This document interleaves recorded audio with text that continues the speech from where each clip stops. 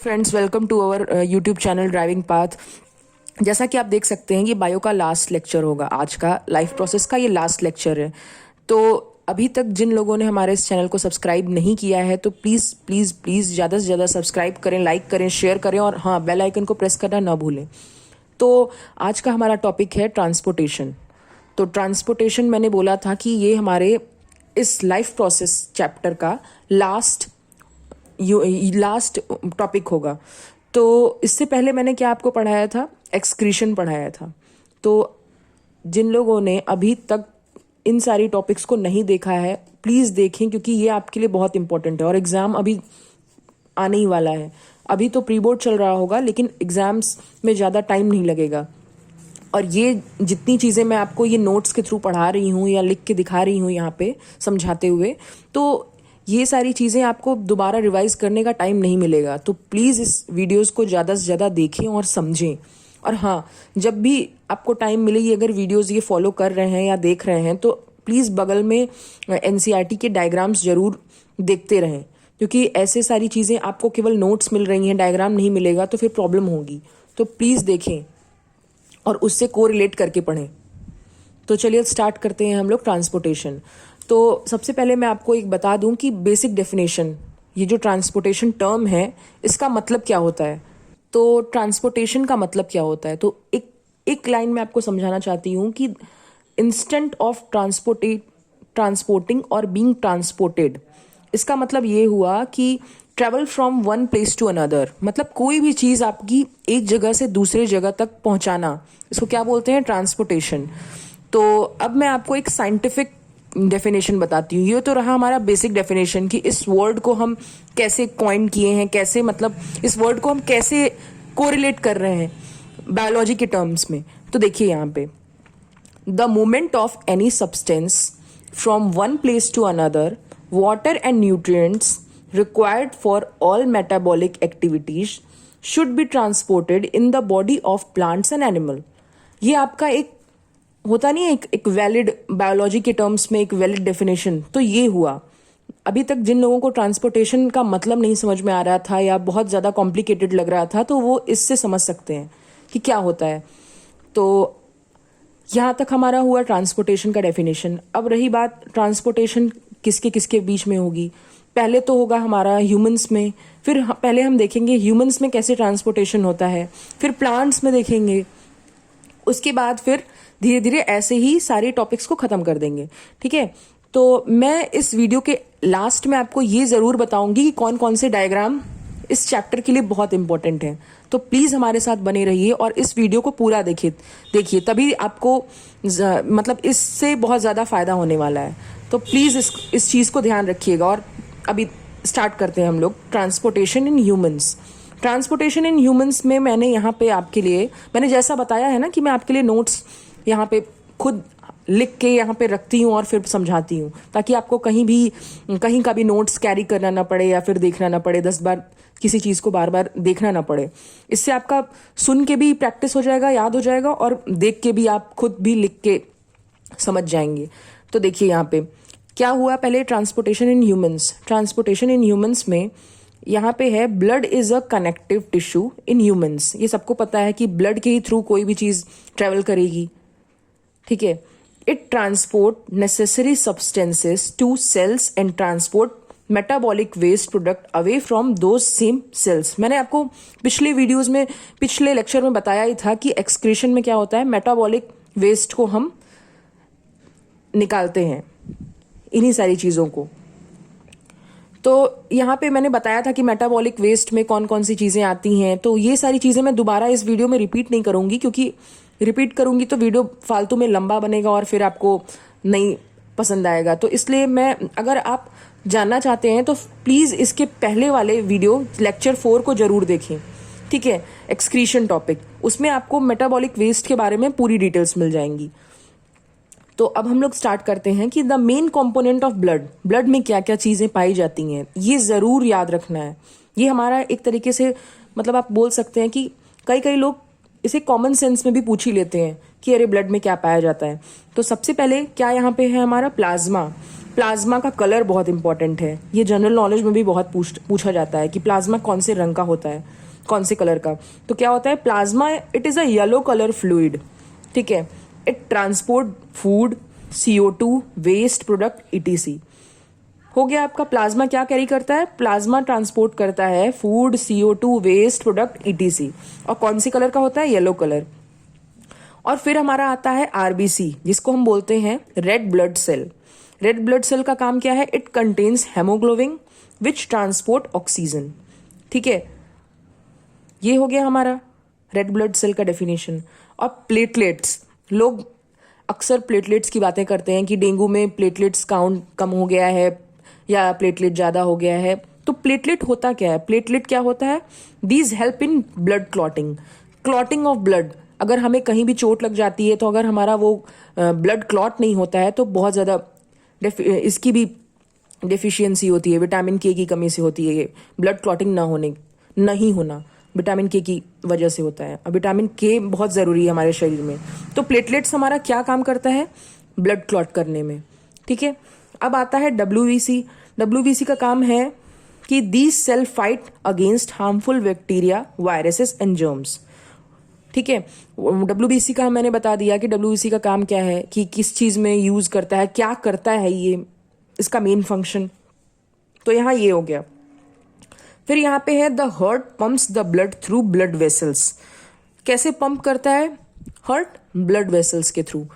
तो ये हमारा पूरा कंप्लीट एक टॉपिक हो गया ट्रांसपोर्टेशन इन ह्यूमंस। अगर आप इतनी सारी चीज़ें अगर ट्रांसपोर्टेशन इन ह्यूमंस में लिखेंगे तो आपको मार्क्स मिलेंगे। और हाँ, विथ डायग्राम ना भूलें, क्योंकि बायोलॉजी में अगर आपने डायग्राम नहीं बनाया, लिख भले दिया, तो नंबर नहीं मिलेगा, ठीक है। डायग्राम मस्ट है किसी भी चीज़ के लिए, बायोलॉजी में तो बहुत इंपॉर्टेंट है। इसीलिए मैं बार बार इस पे जोर दे रही हूँ, लिखने से काम नहीं चलेगा, बनाना भी पड़ेगा।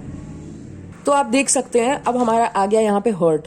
हार्ट का काम क्या है, heart is a muscular organ, it have 2 sided separated by muscular walls, ठीक है।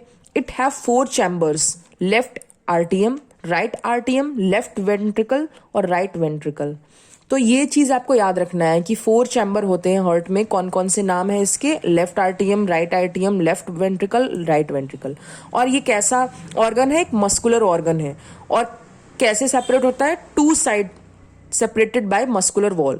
मैंने यहाँ पे अच्छे से डेफिनेशन बता दिया, ठीक है। तो आपको अगर कोई पूछे व्हाट इज हार्ट या what is the main component of blood, ये सारी चीजें आपको मैंने बता दी, ठीक है।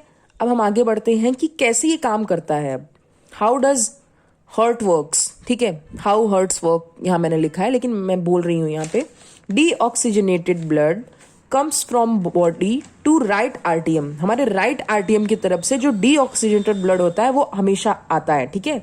Which then pump to your lungs, lungs की तरफ जाता है by right ventricle through arteries, ठीक है। ये स्टेप्स आपको याद रखने हैं, ये स्टेप्स बहुत इंपॉर्टेंट हैं। मैं एक बार फिर से बोलती हूँ, deoxygenated bloods comes from body to right आर्टियम which then pump to your lungs by right ventricle through arteries, ठीक है। Where it drop carbon dioxide and carry oxygen, ठीक है। यहां पे वो क्या करते हैं, कार्बन डाइऑक्साइड को ड्रॉप करते हैं और ऑक्सीजन ले लेते हैं, ठीक है। Then oxygenated blood comes to left आर्टियम through vein which then pump to your body part by left ventricle through aorta, ठीक है। आपको ये, अगर आपको ये सारी चीजें समरी में दिख रही हैं तो आप इनको स्टेप्स में लिखें। स्टेप 1 में क्या करेंगे, आप डीऑक्सीजनेटेड ब्लड को लेंगे, कहां से, फ्रॉम राइट आर्टियम, which then pump to your lungs, ठीक है। ये हमारा हो गया, मान लीजिए पहला स्टेप, ठीक है। ये पहला स्टेप हो गया। अब सेकेंड स्टेप में क्या लिखेंगे, by right ventricle through arteries where it drop carbon dioxide and carry oxygen. Deoxygenated blood का मतलब हो गया कि उसमें ऑक्सीजन प्रेजेंट नहीं है, ठीक है। इसमें जाहिर सी बात है कि हमें इसमें कार्बन डाइऑक्साइड मिला होगा, ठीक है, ये अंडरस्टूड है। तो हम यहाँ पे क्या करेंगे, डीऑक्सीजनेटेड ब्लड को कैरी करेंगे, फिर उसके बाद राइट आर्टियम से हम पंप करते हुए लंग्स के पास पहुंचेंगे, फिर उसके बाद राइट वेंट्रिकल थ्रू आर्टरीज जाएंगे, फिर उसके बाद क्या करेंगे, कार्बन डाइऑक्साइड को वहीं छोड़ देंगे, फिर क्या ले लेंगे, ऑक्सीजन ले लेंगे। उसके बाद क्या करेंगे, oxygenated blood comes to left आर्टियम, ऑक्सीजनेटेड जो ब्लड हमने कैरी किया है उसको हम कहाँ लेके आएंगे, लेफ्ट आर्टियन में, थ्रू वेन्स के थ्रू, नसों के through, which then pump to body part. मतलब फिर वो सारी चीजें नसों के थ्रू, नसें तो हमारे पूरे शरीर में फैली हुई हैं, तो नसों के थ्रू हमारे पूरे बॉडी पार्ट तक वो पहुंचेगा, लेफ्ट वेंट्रिकल के थ्रू, और उसके बाद लेफ्ट वेंट्रिकल तक थ्रू एरोटा के थ्रू हमारे लेफ्ट वेंट्रिकल तक वो पहुंचेगा। बस इतनी सी चीजें हैं हाउ डज हार्ट वर्क में। तो आपको ये याद रखना है कि क्या कैरी करता है, किसे ड्रॉप करता है, कहाँ से लेता है, कहाँ पहुंचाता है, किसके थ्रू पहुंचाता है, बस यही है इसमें। तो आपको बस थोड़ा कॉन्सेंट्रेट करके इस पे ध्यान देना है, जितनी बातें मैंने बोली हैं, जितनी बातें मैंने यहाँ लिखी हैं। तो ये हो गया हमारा heart, how does heart works, transportation in humans, यहाँ तक अभी है। ठीक है, अभी मैं आगे बढ़ती हूँ। ठीक है, अब यहाँ पे आप देख सकते हैं ब्लड वेसल्स, मैंने यहाँ लिखा है ब्लड वेसल्स का नाम मैंने लिया भी था। ठीक है, अब आर्टरीज का यहाँ पे फंक्शन क्या है, आर्टरीज क्या होता है, क्या करता है, कैसा होता है, ये सारी चीजें यहाँ पे लिखी हैं। आर्टरी, वेन्स, लिम्ब, ये सारी चीजें इंपॉर्टेंट है बहुत। तो आर्टरीज का यहाँ पे क्या है, दीज कैरी ऑक्सीजनेटेड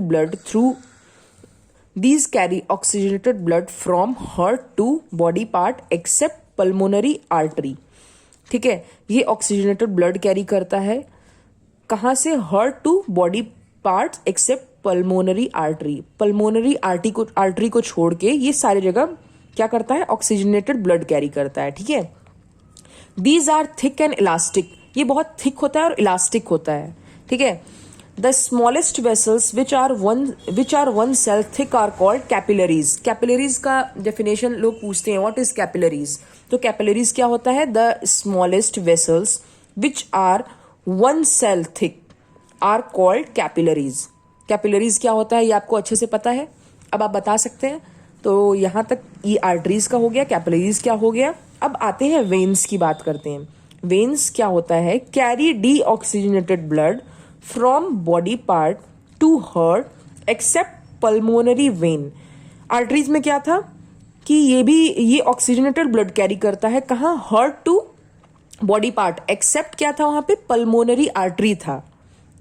ठीक है, आर्टरीज में। और पल्मोनरी यहाँ पे क्या करेगा कि ये जो वेन है हमारा वो डी ऑक्सीजनेटेड ब्लड कैरी करता है कहाँ से, बॉडी पार्ट टू हार्ट। ठीक है, डी ऑक्सीजनेटेड ब्लड कैरी करता है। याद रखिए इसमें बहुत ज्यादा डिफरेंस नहीं है, बस आपको याद रखने वाली बात है कि कॉमन है, थोड़ा थोड़ा डिफरेंस है इन दोनों में।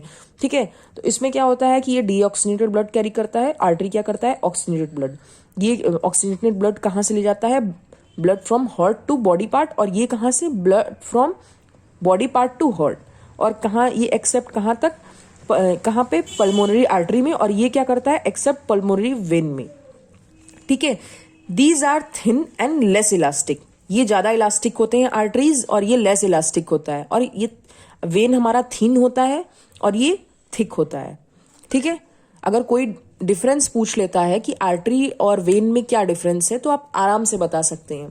ठीक है, अब आगे बढ़े। लिम्फ पे, लिम्फ क्या होता है, lymph this is also a transporter fluid.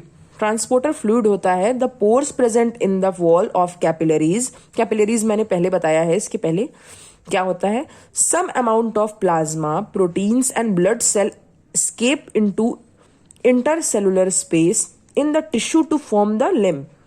ठीक है, ये लिम्ब का डेफिनेशन हो गया। लिम्ब बहुत इंपॉर्टेंट है, हर साल पूछा जाता है। लिम्ब का डेफिनेशन आप कहीं भी देखिए, अपनी प्री बोर्ड्स में भी देख रहे होंगे कहीं ना कहीं, अगर पहला प्री बोर्ड दे रहे हैं या सेकंड प्री बोर्ड देंगे उसमें देखेंगे कहीं ना कहीं आपको लिम्ब जरूर पूछेगा। ये तो याद नहीं मुझे कि कितने मार्क्स में, लेकिन ये लिम्ब कहीं ना कहीं पूछ ही लेता है। ठीक है, और क्या होता है ये, इट इज अ कलरलेस होता है। ठीक है, limb absorb and transport fat from intestine, ये बहुत इंपॉर्टेंट है, ये तीनों चीजें जो मैंने लिखी हैं। It drain away the excess tissue metabolism. ठीक है, लिम्ब प्लीज ध्यान से पढ़िएगा, लिम्ब बहुत इंपॉर्टेंट है। और सारी चीजें तो आप लिख भी सकते हैं, अगर थोड़ा बहुत भूल भी जाते हैं तो लिख लेंगे, इतना कॉमन है, अभी तक आपने इतना पढ़ ही लिया है। लेकिन लिम्ब अगर आप भूल जाते हैं तो फिर आपको बहुत प्रॉब्लम होगी, लिम्ब बहुत इंपॉर्टेंट है। ठीक है, अब आगे बढ़े। ठीक है, अब हमारा वहां पे ट्रांसपोर्टेशन इन ह्यूमन खत्म हो जाता है। अब आता है हमारा ट्रांसपोर्टेशन इन प्लांट। तो ट्रांसपोर्टेशन आप यहाँ देख सकते हैं, ट्रांसपोर्टेशन इन प्लांट ये टॉपिक स्टार्ट हो रहा है, ठीक है। ट्रांसपोर्टेशन इन ह्यूमन बीइंग खत्म हो गया।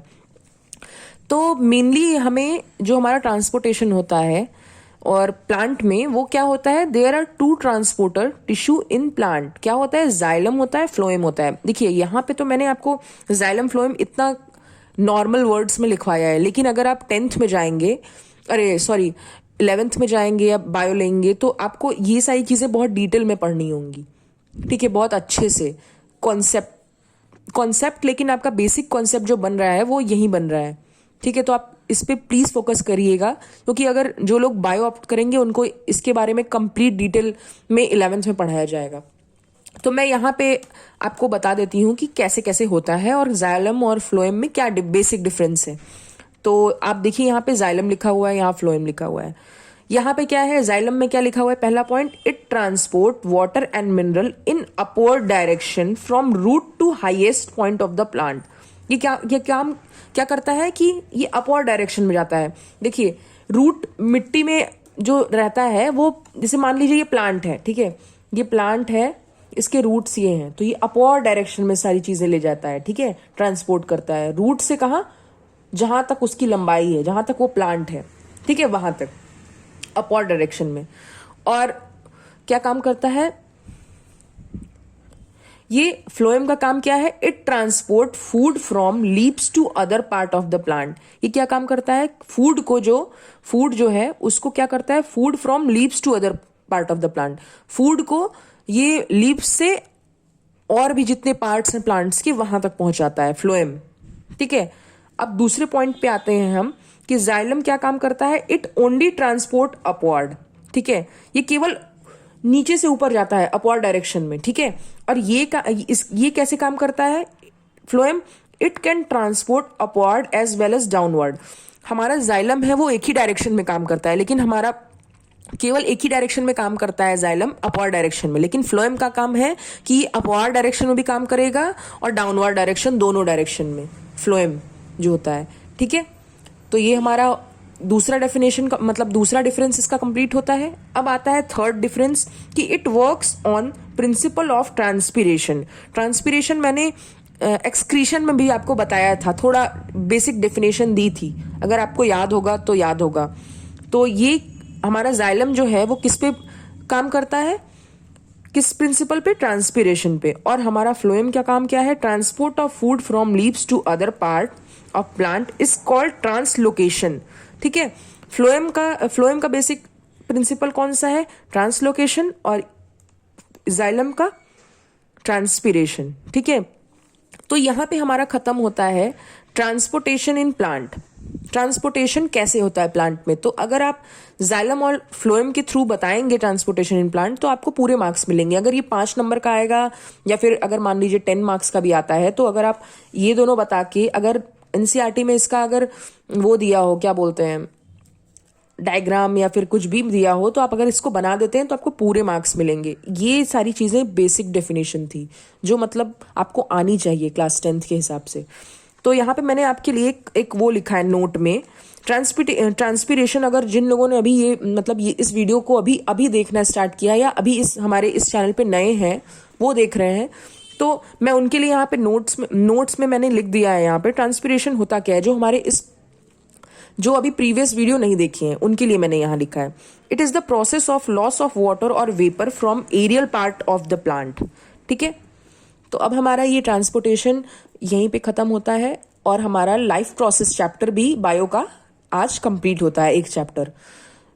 तो आज के लिए बस इतना ही, और मैं नेक्स्ट चैप्टर आपका स्टार्ट करूंगी आवर एनवायरमेंट से, ठीक है। हमारा वो सेकंड चैप्टर होगा। तो प्लीज ज्यादा से ज्यादा लाइक करिए, सब्सक्राइब करिए, और हाँ, शेयर करिए अपने फ्रेंड्स के साथ। आपको अगर अच्छा लग रहा है हमारा नोट्स और हमारा पढ़ाना, तो ज्यादा से ज्यादा सपोर्ट करिए, क्योंकि आप सपोर्ट करेंगे तभी तो हम मोटिवेट होंगे और ज्यादा से ज्यादा वीडियोस डालेंगे आपके अकॉर्डिंग, ताकि आपके मार्क्स अच्छे आए। तो प्लीज सपोर्ट करिए, लाइक करिए, शेयर करिए अपने फ्रेंड्स के साथ। और हाँ, सबसे ज़रूरी बात वो ये है कि all the best for your exam. Focus करिए, पूरा अच्छे से पढ़ाई करिए। और आज के लिए बस इतना ही। Thank you.